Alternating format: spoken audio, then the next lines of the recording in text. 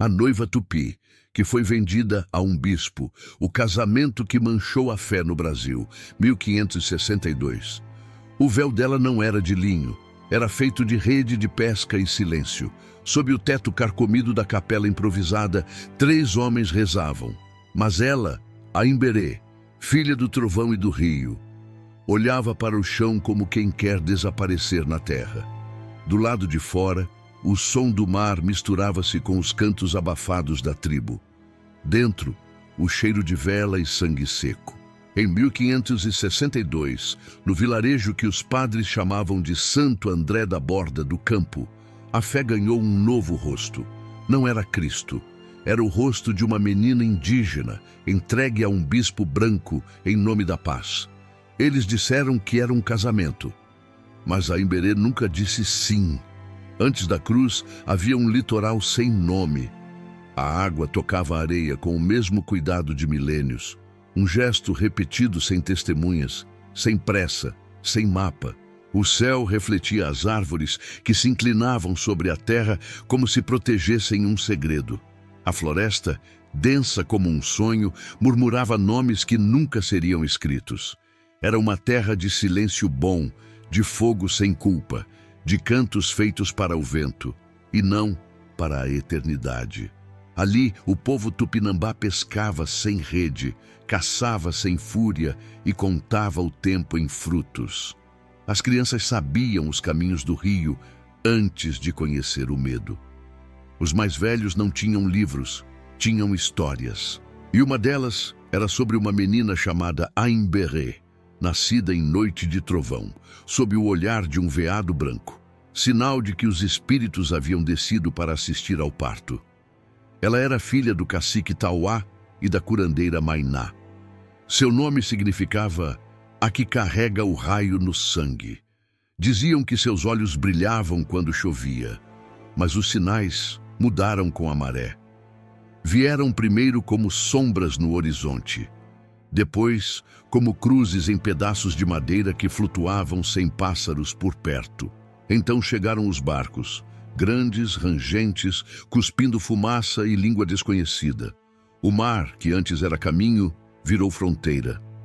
Um relato dos jesuítas, datado de 1555, descreve: a terra é fértil, os selvagens são muitos, e há esperança de salvação se forem lavados de seus erros.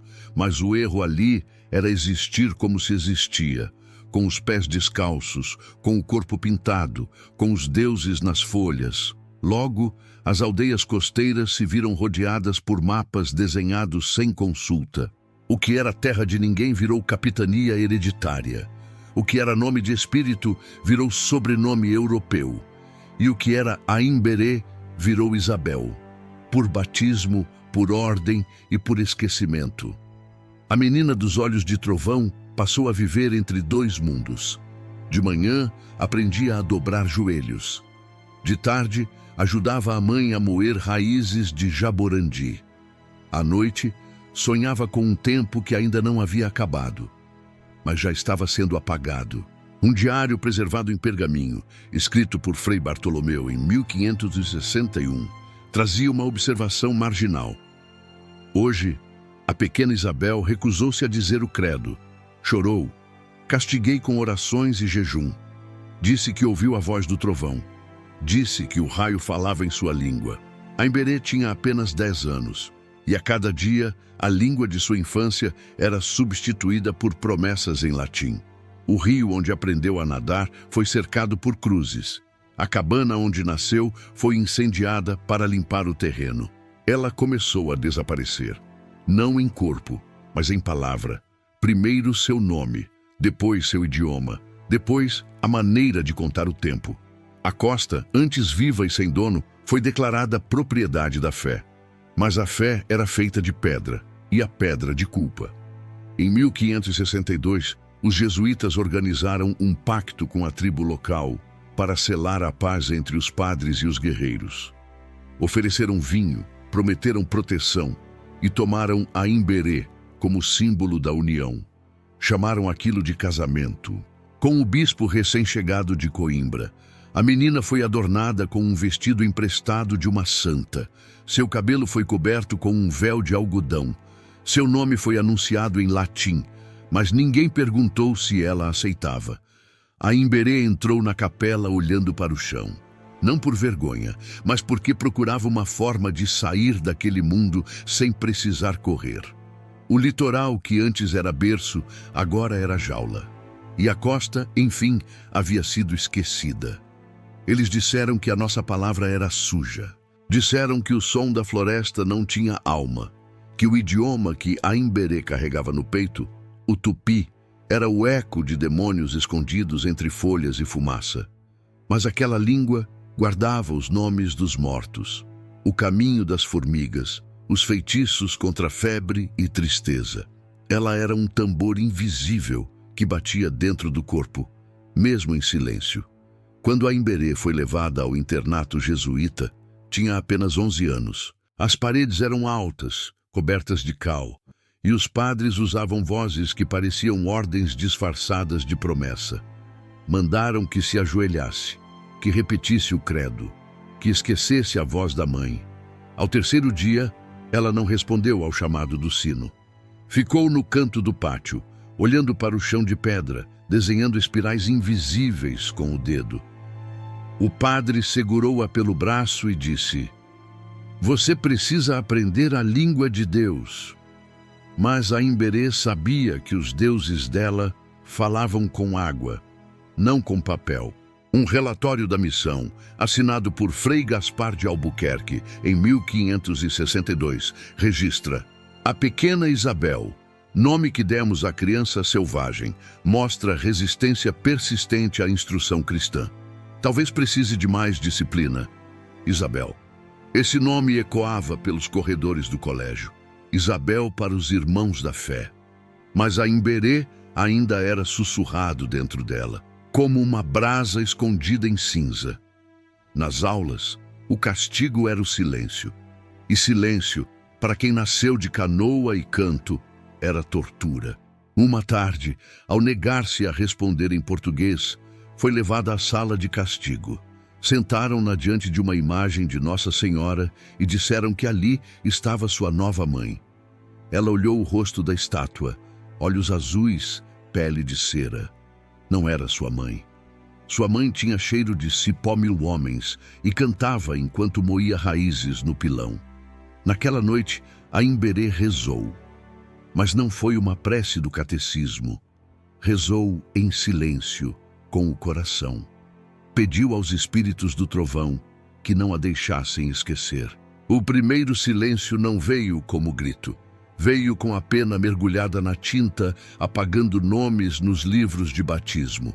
Veio com a mão do padre riscando o Eim e escrevendo Isa. Veio com o corte do cabelo, com a troca do colar de sementes por um rosário de madeira. Um documento parcial, encontrado atrás de uma estante da missão em 1923, trazia uma anotação quase ilegível.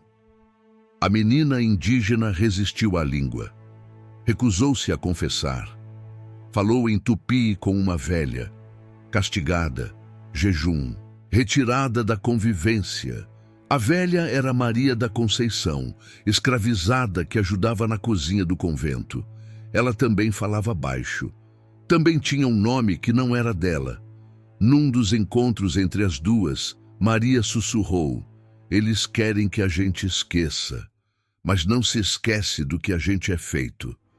A Imberê não respondeu, mas naquela noite sonhou com um campo de milho banhado de chuva. No centro, uma fogueira ardia. Ao redor, vozes falavam sua língua. Ela entendeu cada palavra. Na manhã seguinte, cantou em tupi. Foi punida, trancada por 3 dias, mas nunca mais esqueceu a canção. O silêncio continuava, mas dentro dela, uma outra voz havia despertado. A Imberê tinha 12 anos quando o primeiro navio negreiro chegou à enseada. Não houve aviso, apenas o som de algo pesado sendo arrastado no mar. Os padres não falaram nada. Os homens da vila também não. Mas Maria da Conceição A escravizada que cantava baixo na cozinha parou de cantar naquele dia. O céu cinzento parecia suar. Do convés da igreja, Aimberê viu um vulto escuro sendo descarregado no porto. Não era madeira nem sacas de café. Eram corpos. Eles vieram amontoados como fardos sem nome. Homens e mulheres com o olhar preso num lugar onde ninguém mais podia ver. Cabelos trançados, ombros ossudos, pele marcada por sal e silêncio. Alguns ainda tinham restos de algemas no tornozelo. O som que os acompanhava não era de fala. Era de gemido contido, de prece muda, de dentes rangendo para não chorar. E quando pisaram no cais, os tambores que antes existiam nas matas também calaram. Um documento do almoxarifado da vila, datado de 1563, descreve: chegaram esta manhã 32 peças de Guiné trazidas da feitoria de Mina. Bom estado, a maioria apta para lavoura e serviço doméstico. 3 crianças. Aimberê não entendeu tudo, mas peças ela conhecia. Era como chamavam ferramentas. Ela desceu escondida da igreja e andou até o armazém abandonado onde os novos cativos foram colocados. A porta estava entreaberta. Ali dentro, o cheiro era de carne viva e febre. E entre as sombras, ela viu uma menina, pequena, magra, com os olhos acesos feito carvão em brasa. A menina olhou a Aimberê sem dizer palavra. E então, com um movimento lento, começou a bater 2 dedos na madeira do chão. Tum, tum, tum, tum, tum. Era um ritmo, um idioma. E Aimberê entendeu, não estavam sós. A língua havia sido silenciada, mas o corpo ainda falava. Um relato de Frei Anchieta em carta ao rei de Portugal, 1564. Os negros vindos da Guiné possuem inclinações espirituais perigosas, batizam-se, mas continuam com gestos estranhos, rituais noturnos e sinais de feitiçaria. Mas não era feitiçaria, era sobrevivência. Os corpos tatuados, os olhos que miravam longe, os ritmos que escapavam por entre os dentes, tudo isso era memória de um lugar que tentavam apagar. Como haviam feito com os nativos, como estavam fazendo com Aimberê. Naquela noite, ela não dormiu. Ouviu o som do mar bater contra os pilares da missão e, misturado ao vento, um sussurro em língua estranha, que não era tupi nem português. Era africano, era dor. Dias depois, Aimberê viu Maria da Conceição ajoelhada no canto da cozinha com um pedaço de pano cobrindo a cabeça. Ela murmurava algo. Quando a menina se aproximou, Maria abriu os olhos e disse: "Você também foi arrancada, minha filha, só não cruzou o mar." Aimberê entendeu que havia uma corrente invisível ligando aquelas 2 mulheres. Uma nascida ali, outra arrancada de longe, mas ambas sob o mesmo silêncio imposto. Um documento administrativo da época listava: a Índia Isabel, da Casa dos Padres, passou a auxiliar nos serviços de limpeza. Boa conduta, obedece, silenciosa. Mas o que eles chamavam de obediência era apenas sobrevivência. Aimberê não havia esquecido nem Maria, nem a menina do armazém. A escravidão chegava como uma peste que não fazia barulho. Primeiro tomava o nome, depois o corpo, depois a alma. E o que restava era o som da corrente, arrastando no chão da senzala, batendo no ferro da porta, enferrujando ao sol do meio-dia.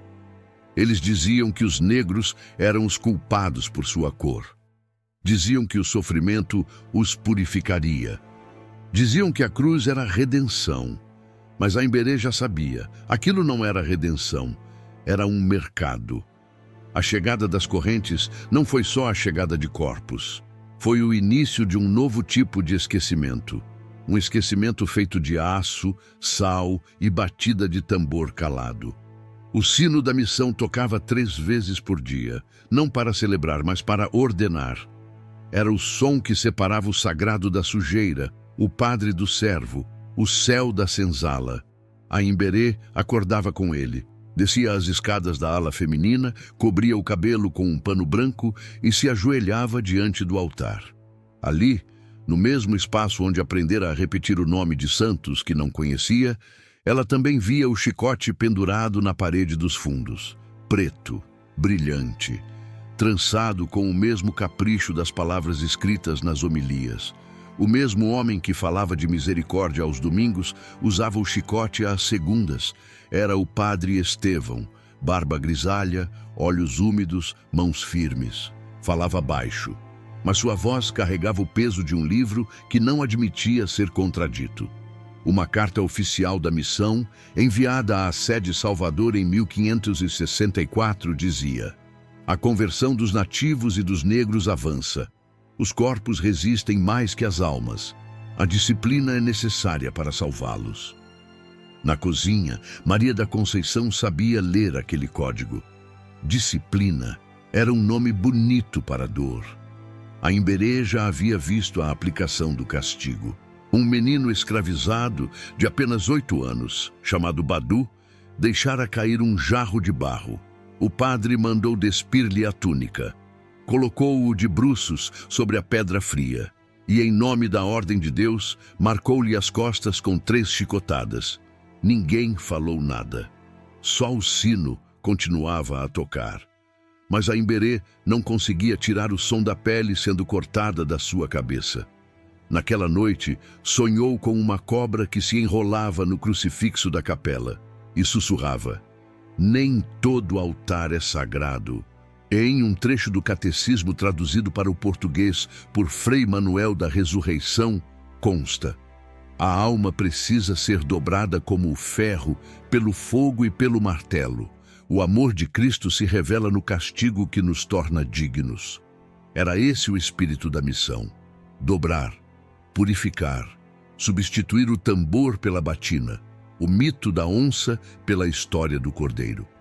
Mas o que acontecia quando o chicote era usado não era conversão, era contrato.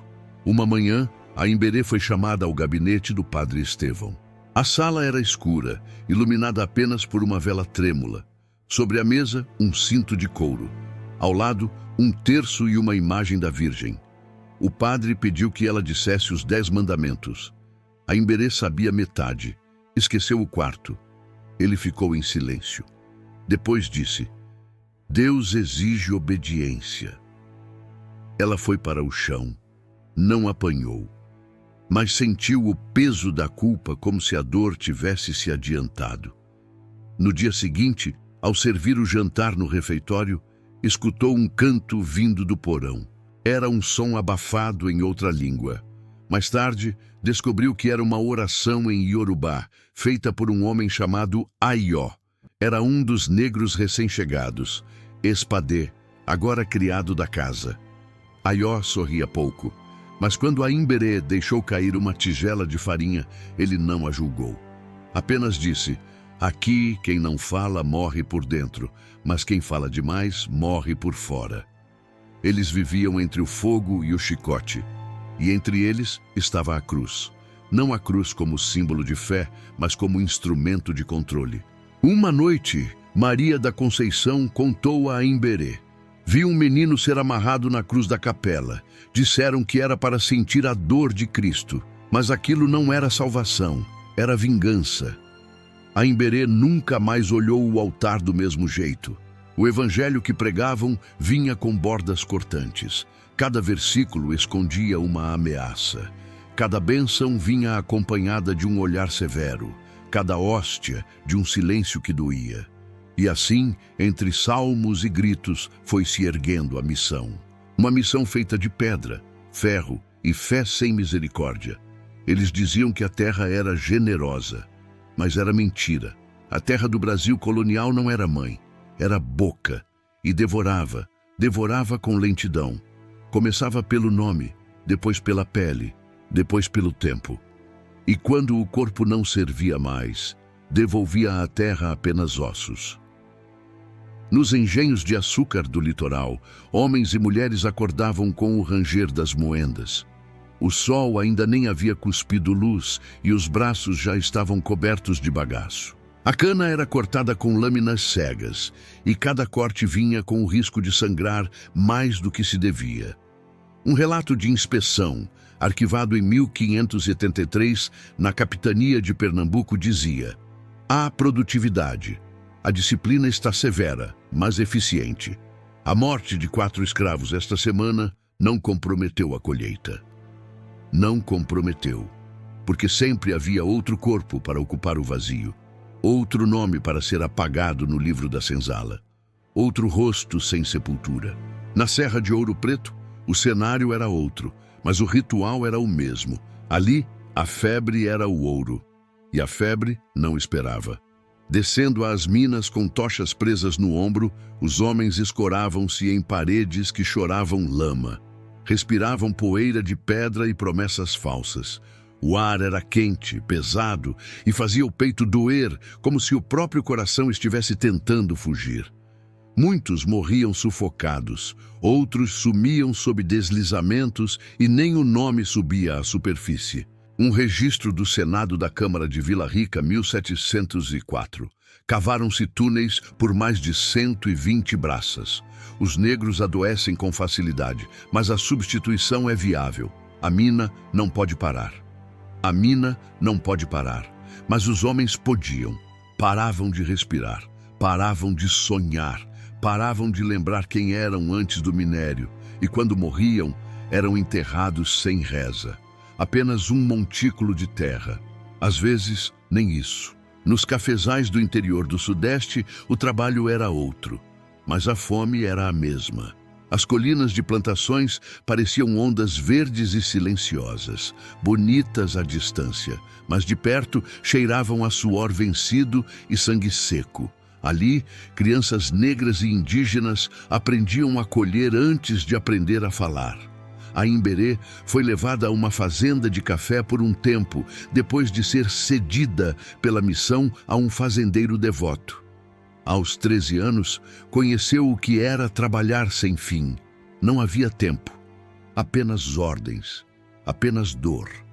Ela conheceu Joana, uma moça de 17 anos com as costas marcadas. Joana colhia rápido, não por prática, mas por medo. Quanto mais rápido, menos dor. Quanto mais calada, menos castigo, disse. Joana mostrava os dentes apenas à noite, quando contava histórias que ouviu da avó. Falava de uma terra onde o café crescia sem servidão, mas só falava baixinho, como quem teme que até a esperança possa ser chicoteada. Certa tarde, durante a chuva, a lavoura virou lama. Um dos homens escorregou e caiu. O feitor nem olhou, disse apenas: substituam. Substituir, como se os corpos fossem peças, como se a alma não tivesse peso, como se Deus não olhasse para ali. Mas talvez Deus não olhasse. Talvez já tivesse virado o rosto há muito tempo. Um testamento deixado por um senhor de Engenho Baiano, 1659. Deixo minhas terras ao meu filho, com todos os bens, plantações e 42 escravos adultos e 9 crias, que sejam bem utilizados para a glória de nosso Senhor. A terra, diziam, dava riqueza, mas essa riqueza tinha cheiro de morte. A Imberê viu, sentiu, carregou no corpo e no olhar. Entendeu que o solo brasileiro era fértil não por bênção divina, mas porque estava encharcado de gente. Gente moída, gente queimada, gente esquecida. E quando o ouro acabava, quando o açúcar não lucrava mais, quando o café caía de preço, o que restava era um campo de cruzes sem nome. A terra crescia. Os homens, não. Quando os homens eram levados, restavam as mulheres. Quando os filhos não voltavam, eram elas que esperavam. E quando ninguém mais ousava contar o que houve, eram elas que transformavam dor em história. No Brasil colonial, enquanto os livros registravam datas e nomes de senhores, as mulheres costuravam a memória com linha de lágrima e agulha de sussurro. A Imberê aprendeu isso com Maria da Conceição. Na cozinha da casa grande, entre caldeirões e cinzas, Maria murmurava palavras que não vinham da Bíblia. Falava com as mãos, mexendo, raspando, assoprando. Cada gesto tinha um nome, cada ingrediente, uma lembrança. Quando ela esmagava folhas no pilão, dizia: essa aqui cura febre. mas também serve para não deixar esquecer.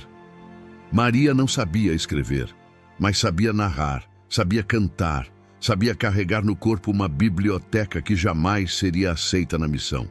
Um inventário de 1672 listava Maria como mucama de cozinha, de valor doméstico, mas não dizia que ela conhecia os nomes dos mortos há 3 gerações, nem que enterrara filhos no fundo do terreiro com rezas próprias, proibidas pelos padres, nem que, à noite, contava para Aimberê histórias de quando o céu ainda falava com a terra.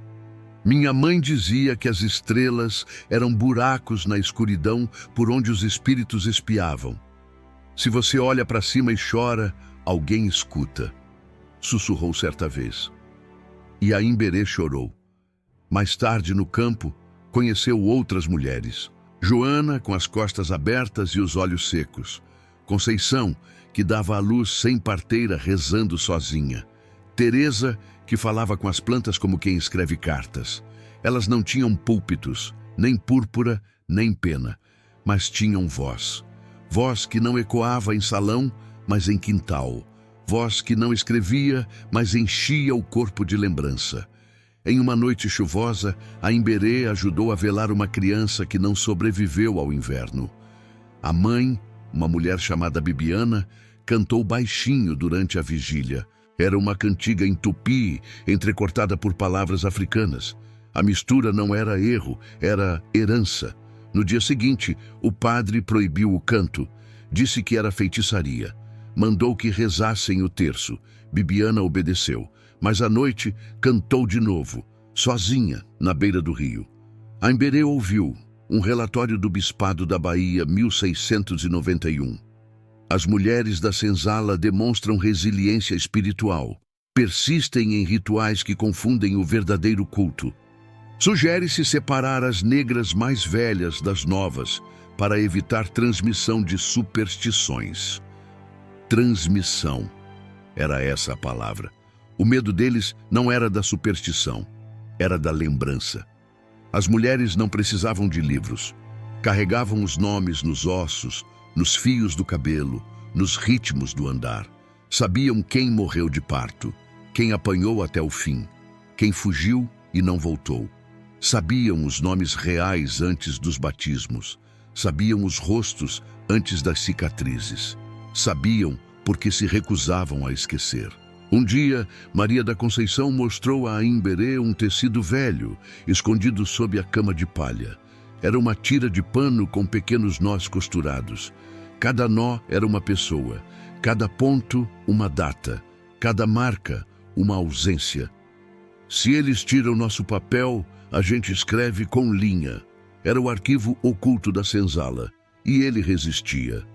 No fundo da capela, anos depois, Aimberê encontraria um objeto estranho. Uma cuia pequena, selada com cera. Dentro havia um fio de cabelo, 3 sementes e um pedaço de carvão. Maria havia deixado ali, escondido entre as tábuas do altar, um ritual de proteção. Não havia explicação para aquilo nos catecismos, mas havia memória. Aimberê entendeu então. As mulheres eram bibliotecas vivas, silenciosas, mas inteiras. E mesmo que ninguém mais soubesse pronunciar seus nomes, elas lembravam. Lembravam do que foi roubado, do que sangrou, do que floresceu em segredo. Nem todo laço foi feito com corda. Alguns foram costurados com medo, batina e conveniência.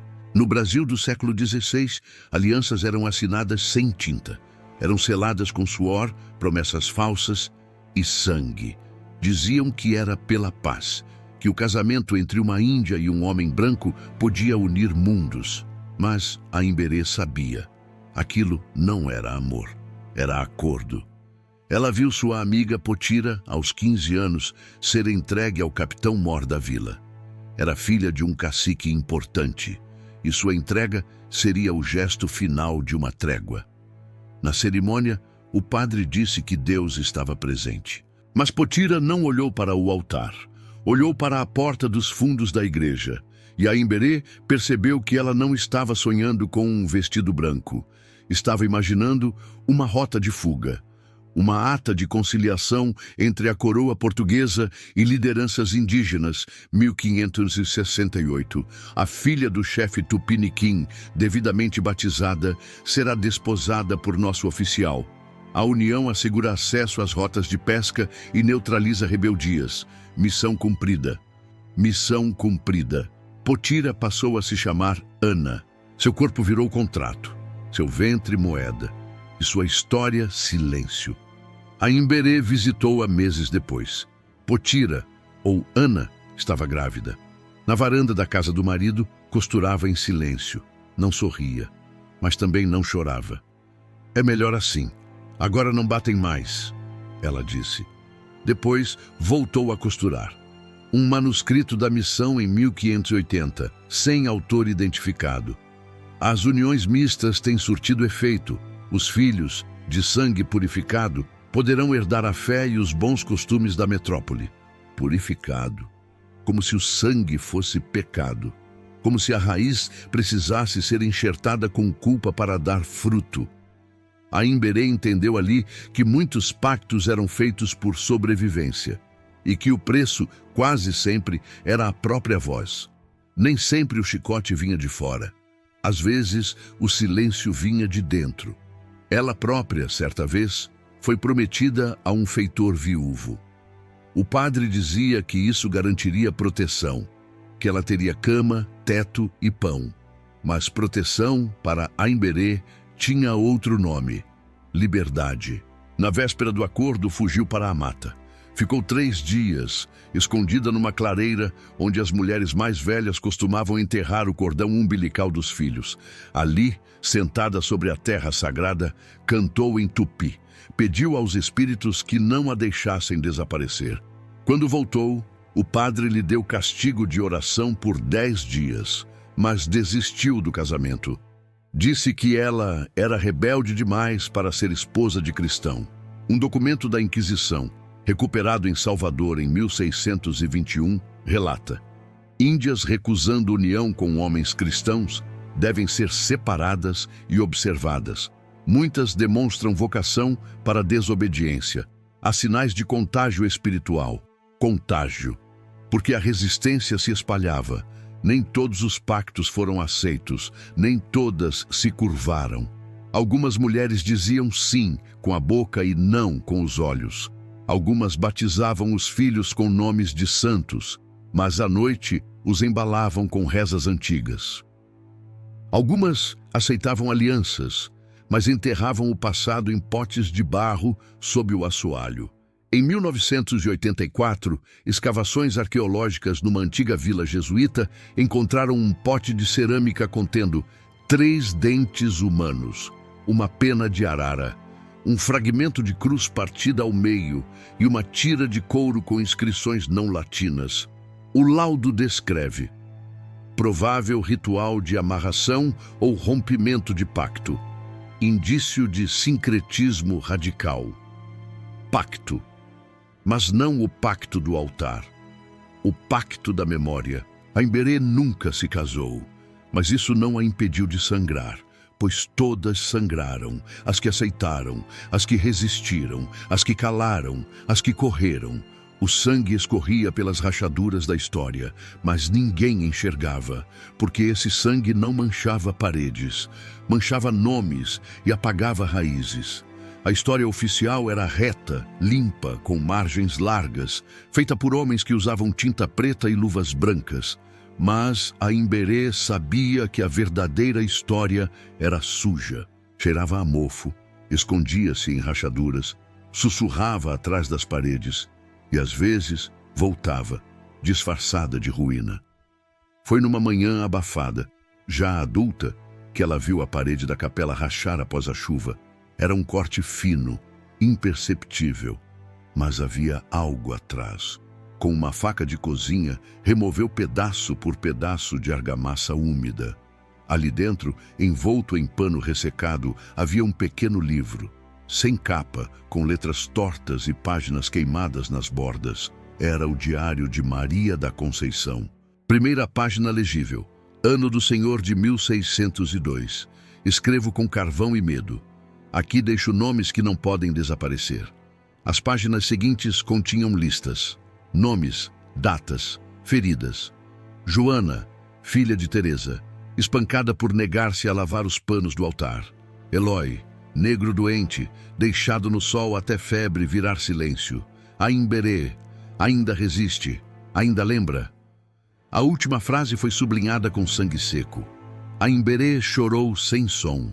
O diário tremia em suas mãos como se ainda estivesse vivo. Documentos do século XVII registram a destruição de centenas de cartas e anotações por ordem dos visitadores da fé. Livros não autorizados contendo superstições, registros de castigos ou denúncias contra senhores devem ser incinerados. Falsos testemunhos contra a coroa ou a igreja corrompem o rebanho. Mas nem tudo queimou. Na antiga senzala havia um buraco no chão, hoje coberto de terra batida. Aimberê escavou com as mãos nuas. Encontrou cacos de louça, uma pulseira de palha, um pedaço de osso humano com inscrições riscadas. Ela sabia que aquilo era um código, talvez uma oração, talvez um aviso. Em outro canto da fazenda, um armário antigo escondia recortes de tecido costurados com letras em linha vermelha. Era uma espécie de crônica silenciosa, bordada à mão por Bibiana, a mulher que perdera 3 filhos sem enterrar nenhum. Cada ponto era uma lembrança que os padres nunca leram. Cada nó, uma confissão que jamais entraria nos arquivos da diocese. Anotações feitas por arqueólogos em escavação no interior paulista, 1981. Encontrado alforje contendo 3 cartas sem assinatura. Textos relatam batismos forçados, tortura de mulheres grávidas e desaparecimento de um curandeiro indígena. Todos os documentos ocultos sob piso de capela jesuíta. Esses arquivos escondidos, Aimberê entendeu, eram mais verdadeiros que qualquer carta régia, porque não foram escritos para justificar, foram escritos para lembrar. Ela passou a copiar os trechos do Diário de Maria num pedaço de couro seco. Não sabia por quanto tempo teria aquilo em mãos, mas sabia que precisava duplicar a memória. Como se a história fosse uma fogueira acesa, prestes a apagar, e ela a última a proteger a brasa. Certa noite, enquanto lia os nomes escritos por Maria, sentiu uma presença. Olhou para a parede e viu que nela havia palavras antigas, riscadas com carvão. Eu vi, eu lembro. Nós ainda estamos aqui. O tempo não apaga o que é enterrado com dor, só adormece. E quando Aimberê encontrou, sob a cama de uma freira morta, um envelope lacrado com cera, teve certeza. A história estava em toda parte, só precisava ser ouvida. Dentro do envelope havia uma folha dobrada em 4, uma confissão, escrita por uma religiosa em 1743. Recebi ordens para calar, para queimar, para negar. Mas o sangue nas escadas do convento não some com oração. O que fizemos foi mais que silêncio, foi covardia. Covardia. A palavra que Aimberê carregava no corpo desde a infância. Agora, escrita por alguém do outro lado da história. O arquivo escondido não era apenas um amontoado de objetos. Era um espelho rachado, onde os rostos esquecidos voltavam a existir, mesmo que por breves segundos, à luz de uma vela prestes a apagar. Antes de explodir, a revolta sussurrou. Sussurrou nas batidas abafadas do pilão, nos cantos noturnos, sussurrados ao pé do ouvido, nos olhares desviados no terreiro, onde pés descalços desenhavam mapas invisíveis sobre a terra. Aimberê ouviu primeiro no corpo, uma inquietação nas mãos, um calor nos ossos. Depois vieram os sinais. Um cachorro que uivava sem lua, o barril de farinha que amanheceu virado, e um tambor que tocou sozinho na senzala desativada. 3 batidas secas, como batidas na porta do passado. O fogo da revolta começou na sombra. Um documento do Conselho Ultramarino, datado de 1710. Temos registros de agitações entre negros e índios.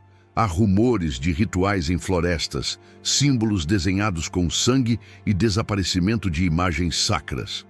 Desaparecer imagens era o menor dos pecados. O que se preparava não era contra santos, era contra senhores. Joana, Bibiana, Aió, Aimberê.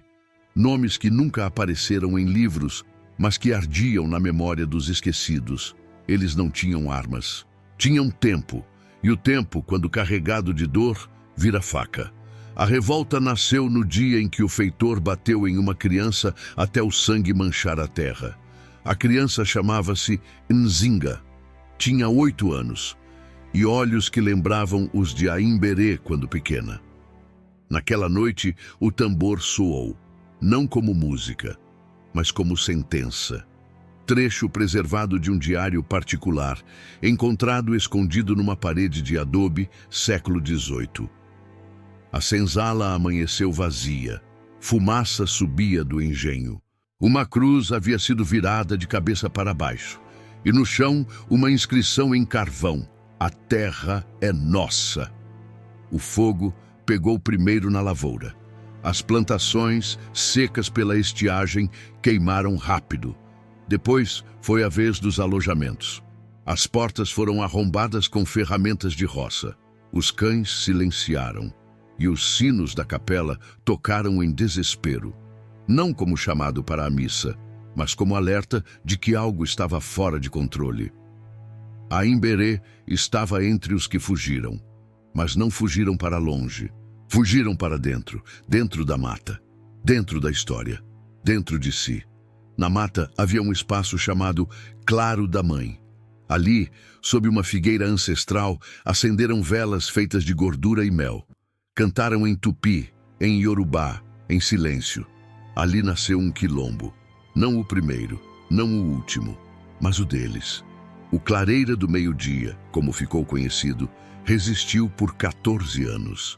Pelas margens do rio, os mensageiros desenhavam símbolos em folhas, enterravam oferendas, faziam fumaça para avisar que ainda estavam vivos. Uma carta enviada por um sargento-mor ao governador da capitania de São Paulo, 1723.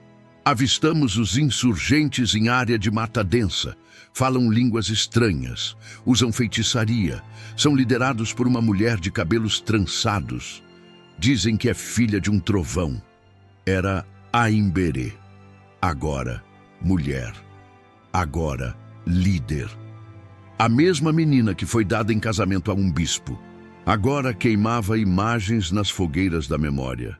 Eles nos deram batismo, nós devolvemos brasas, disse certa vez a um dos seus, antes de uma incursão. A revolta não era apenas vingança, era restauração, de nomes, de rostos, de tempo. Relato de Padre Mariano, sobrevivente da queima da missão de Tapirapé. As chamas consumiram os livros, os símbolos sagrados foram quebrados, mas no rosto deles não havia ódio. Havia silêncio, como se apenas estivessem corrigindo o curso. Corrigindo. A história torta começava a entortar de volta. As sombras, antes contidas pelas muralhas do convento, agora dançavam ao redor da fogueira. E mesmo que os senhores chamassem de levante, rebelião, blasfêmia, para quem viveu a dor, aquilo era apenas justiça. Aimberê sabia que não venceria por completo, mas também sabia que a semente estava lançada. E sementes, mesmo soterradas, nascem. O fogo cessou. A fumaça subiu, dispersa no céu como promessa que ninguém jurou cumprir. A mata, que antes protegeu, agora apenas observava, muda, neutra, como uma testemunha que já viu tudo acontecer antes. O quilombo foi cercado de madrugada. Vieram homens da coroa com cães e cruzes. O Clareira do Meio-Dia virou cinzas antes do próprio meio-dia chegar. Aimberê foi levada, com as mãos amarradas e os olhos abertos. Não chorava, não gritava, apenas repetia, em voz baixa: "Nós voltaremos. Nós sempre voltamos." O documento da coroa portuguesa, assinado em 1724. Insurreição feminina, liderada por selvagem Tupi, batizada de Aimberê Isabel. Quilombo destruído. Rebeldes dispersos ou mortos. O território foi purificado. Purificado. O que restou foi um campo vazio, terra enegrecida, pássaros em silêncio e um nome riscado do registro da paróquia. A liberdade, quando chegou, veio com trombetas. Em 1888, a princesa assinou a lei. A pena deslizou sobre o papel, como se aquilo encerrasse séculos de dor. Libertos, disseram. Mas a liberdade era uma palavra com gosto de ferrugem. Não devolveu as terras, não pediu perdão, não recuperou os mortos. Jornal da Época, Correio do Império, edição de 14 de maio de 1888. A escravidão foi abolida. Os negros agora são cidadãos, livres para trabalhar, viver e orar como qualquer outro. Mas onde? Com que casa? Com que sobrenome? Com que justiça? As senzalas viraram ruínas. Os pelourinhos foram arrancados, e nos altares, os mesmos santos, e nos livros, os mesmos silêncios. Aimberê não foi encontrada nos arquivos oficiais, nenhum registro da sua morte, nenhuma lápide, nenhuma estátua. Mas no interior de Minas, numa comunidade esquecida pelo Estado, havia uma velha que costurava com linha vermelha sobre tecido cru. Dizia-se descendente de mulher tupi que escapou da morte ao fugir para o norte, levando consigo um pote de barro com nomes enterrados. Minha avó dizia que liberdade escrita por quem nos acorrentou é só pausa, não alforria, ela contava. Em uma casa de pau a pique, historiadores encontraram, em 1971, um caderno feito de papel de embrulho. Nele, nomes riscados com carvão, datas sem mês, e a seguinte frase repetida 7 vezes. A escravidão acabou, mas ninguém veio buscar os corpos, porque não vieram, nem para limpar, nem para rezar, nem para lembrar. A liberdade declarada não abriu as covas, não devolveu o tempo, não ensinou as crianças a falar o que suas mães foram proibidas de cantar. Era um silêncio novo, um silêncio de jornal, de missa branca, de escola sem passado. Aimberê, se ainda viva, estaria velha demais para fugir. Mas talvez, escondida entre as matas que ainda sobreviviam, tivesse deixado algum sinal. Uma pedra marcada, uma fogueira que nunca apagava, um canto em tupi que ecoava de madrugada quando os grilos calavam. Uma antropóloga, em relatório de 1986, registrou: durante trabalho de campo, moradores locais relataram ouvir, nas noites de lua nova, cantos ancestrais vindos da mata. Dizem que é o espírito da que não se deixou batizar por completo. A liberdade chegou tarde e chegou vazia. O povo que sobreviveu aprendeu a sorrir por necessidade, a trabalhar por sobrevivência, a se calar por instinto. Mas dentro deles, Aimberê ainda pulsava. No sotaque, na comida, na dança, na pele. Porque o silêncio depois do fogo é só isso. Pausa. O tempo de respirar antes da próxima chama. Antes da próxima lembrança. Quando o trem chegou, disseram que era o futuro. O apito cortou o ar como uma nova cruz cravada no solo. Mas ninguém perguntou o que seria enterrado dessa vez. Veio o progresso, com trilhos, telégrafos, cartilhas e bandeiras. Veio de farda, veio de terno. Veio com um sorriso civilizado que escondia a mesma faca de sempre. A floresta foi desmatada em nome do desenvolvimento. A aldeia virou estrada, a senzala depósito, a casa grande museu, mas ninguém restaurou os nomes que sumiram. Relatório do Ministério da Agricultura, 1901. A região está apta à instalação de usinas, ferrovias e centros urbanos. Poucos obstáculos indígenas. População negra dispersa em vilas, solo fértil, povo dócil. Poucos obstáculos indígenas. Tradução: mataram quase todos, ou apagaram, ou esconderam em bairros periféricos sem nome. Veio a República. Vieram os hinos, os feriados, as fardas escolares, vieram livros de história sem indígenas vivos, vieram negros retratados apenas como escravos e nunca como pensadores, guerreiros, sacerdotes, mães. Veio a eugenia, a ideia de que o Brasil só seria grande quando fosse mais branco e mais mudo.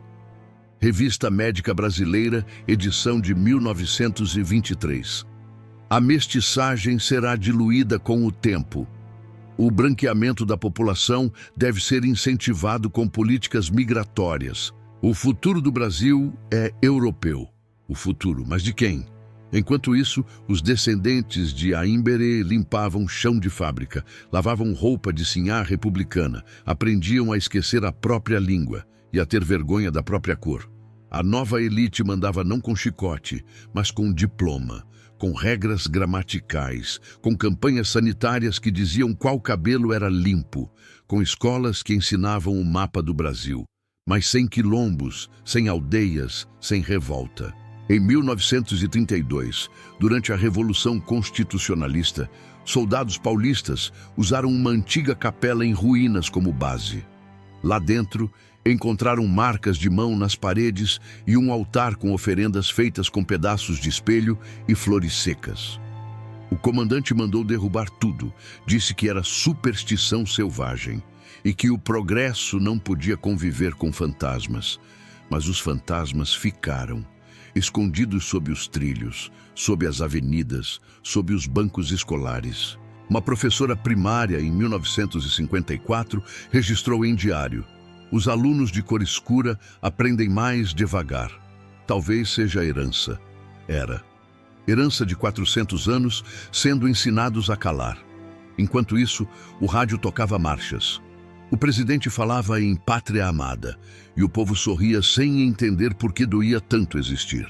A Aimberê já não vivia, mas vivia em muitas. Em Marluce, que vendia acarajé na esquina, com colares escondidos sob a blusa. Em Conceição, que rezava para Santa Bárbara, mas chamava de Iansã.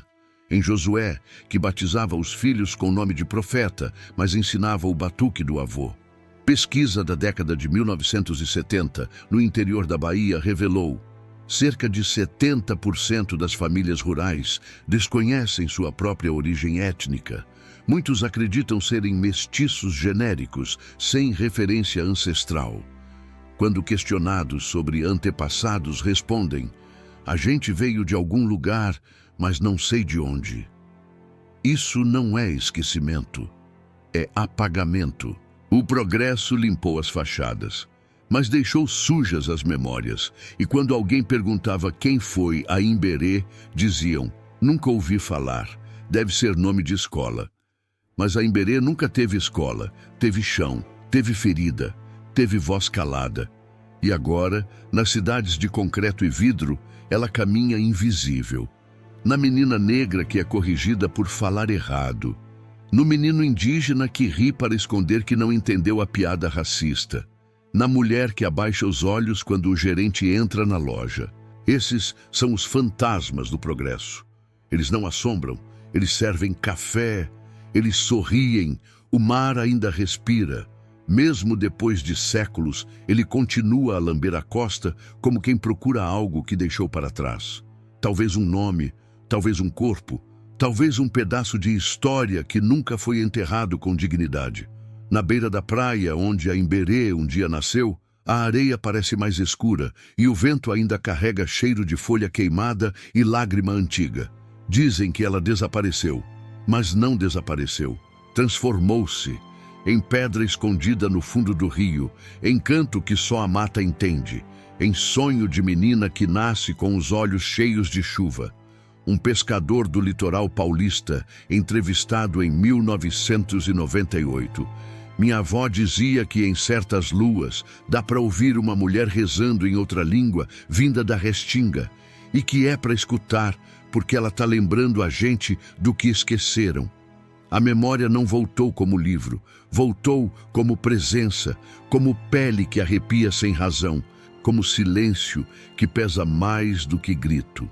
Em escolas públicas, jovens começam a perguntar: quem fomos? De onde viemos? Por que nossos avós tinham tanto medo de falar?